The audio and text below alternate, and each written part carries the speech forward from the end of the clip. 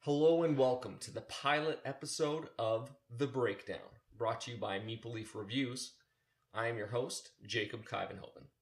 Have you ever looked at a game and said, well, that seems interesting enough, but I wonder what mechanisms drive that game, and how those mechanisms are different than these other 10 games on my shelf? Well, here at The Breakdown, we're about to find out.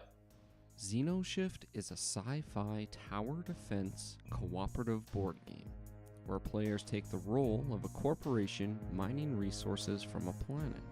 The inhabitants of that planet, however, aren't so thrilled about you stealing their food, and plan to stop you dead in your tracks. Each player is responsible for defending the base from incoming enemy units over the course of 3 waves, and failure to do so means the base takes damage. If the base takes too much damage, it will be destroyed and everyone loses.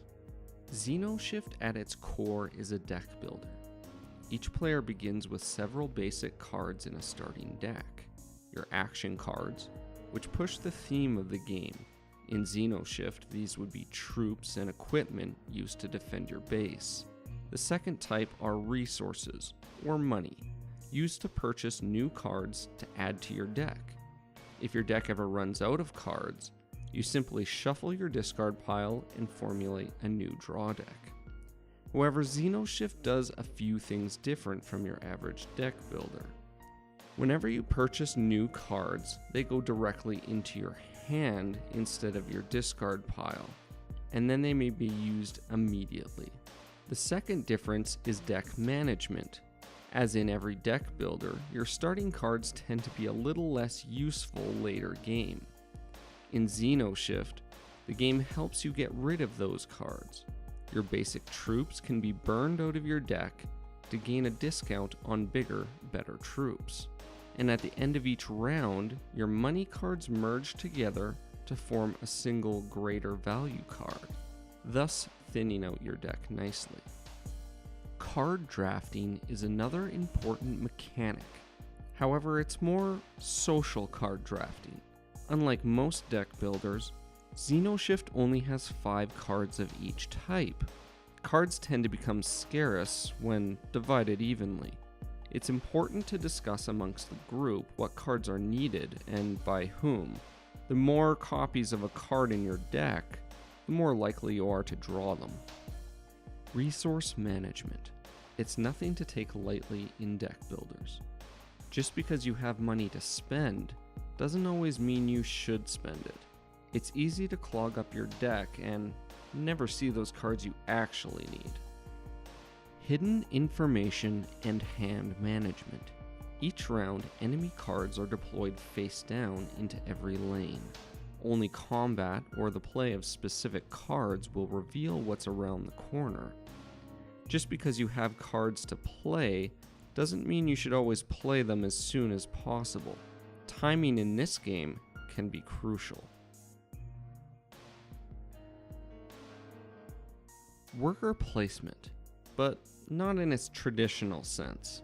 Throughout the game, players deploy their troops into lanes. But remember, this is a cooperative game, and you need to defend all player lanes, not just yours. Sometimes placing that new shiny troop you just bought is best to play into your ally's lane, which reveals yet another difference from your standard deck builders. In Xenoshyft, anytime you deploy a troop or equipment into another player's lane, that card becomes theirs. When it's destroyed, it will go into their discard pile and eventually be shuffled back into their deck. Basic math and memory.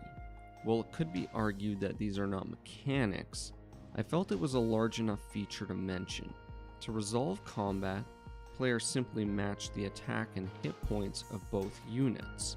However, several cards, such as equipment or abilities, will alter these values.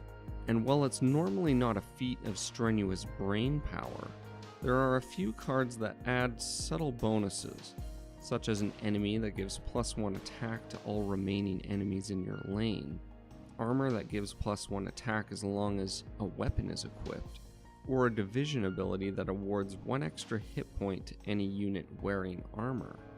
And when that enemy ability destroys that armor, you not only lose the armor hit points, but the division bonus as well as that weapon bonus.